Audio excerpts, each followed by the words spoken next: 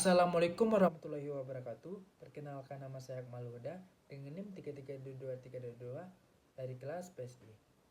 Guna video ini saya buat adalah untuk memenuhi tugas UAS pada mata kuliah Ilmu Perpajakan.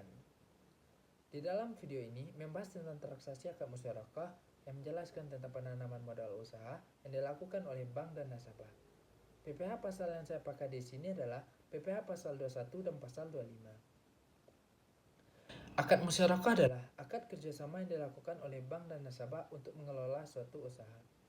Menurut Fatwa DSN nomor 8/MUI/4 tahun 2000 menjelaskan bahwasanya akad musyarakah adalah akad kerjasama yang dilakukan antara dua pihak atau lebih yang memberikan satu kontribusi baik itu berupa uang ataupun aset.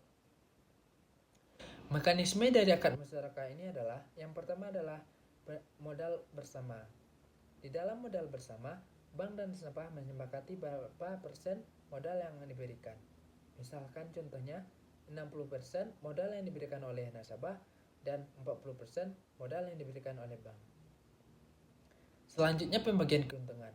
Di dalam pembagian keuntungan, biasanya bank dan nasabah menyepakati bahwasanya margin keuntungan berdasarkan modal yang diberikan. Contoh, misalkan bank memberikan modal 40%, maka 40% keuntungan untuk bank dan 60% keuntungan untuk nasabah. Selanjutnya pembagian kerugian, di mana ketika usaha yang dikelola bank atau nasabah gagal, pembagian kerugian akan dilakukan secara bersama-sama. Mekanisme akad musyarakah. Mekanisme akad musyarakah yang pertama adalah modal bersama. Modal bersama adalah modal yang disepakati oleh bank dan nasabah untuk mengelola satu usaha.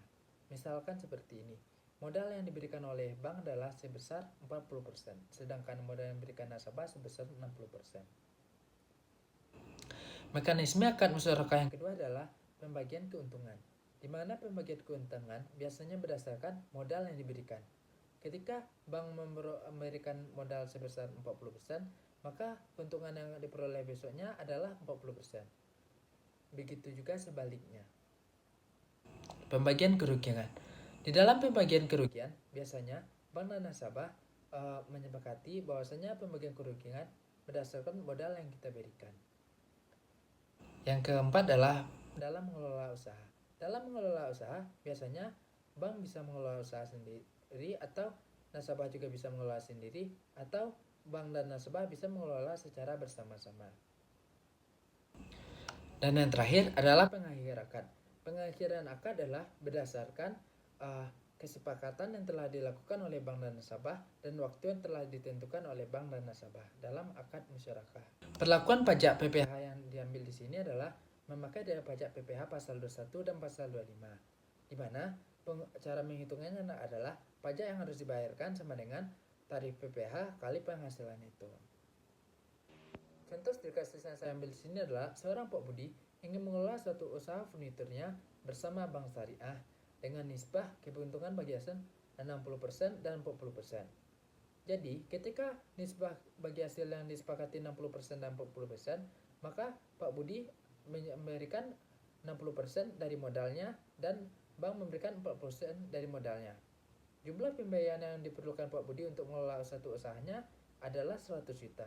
Maka dari itu 60% dari 100 juta adalah 60 juta dan 40% dari 100 juta adalah 40 juta.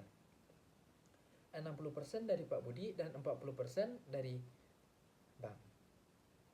Dalam jangka waktu 2 bulan, usaha Pak Budi memperoleh keuntungan sebesar 50 juta. Maka dari itu, sesuai kesepakatan bank dan Pak Budi akan memberikan nisbah ke bagi hasilnya.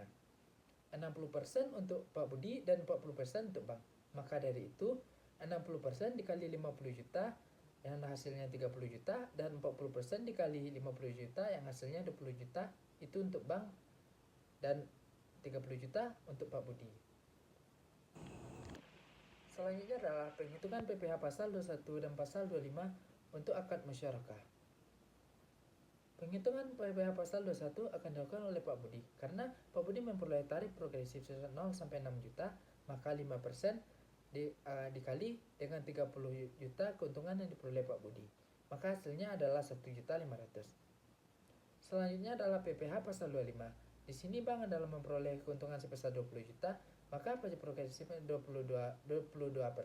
akan dikali 20 juta yang hasilnya 4.400.000. Maka PPh pasal yang wajib dibayarkan semuanya adalah berjumlah totalnya 5.900.000. Baik, sekian dengan penjelasan transaksi akad musyarakah dengan PPh pasal 21 dan pasal 25.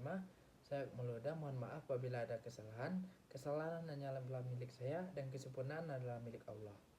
Saya sudahi dengan wabillahi taufiq wal hidayah. Wassalamualaikum warahmatullahi wabarakatuh.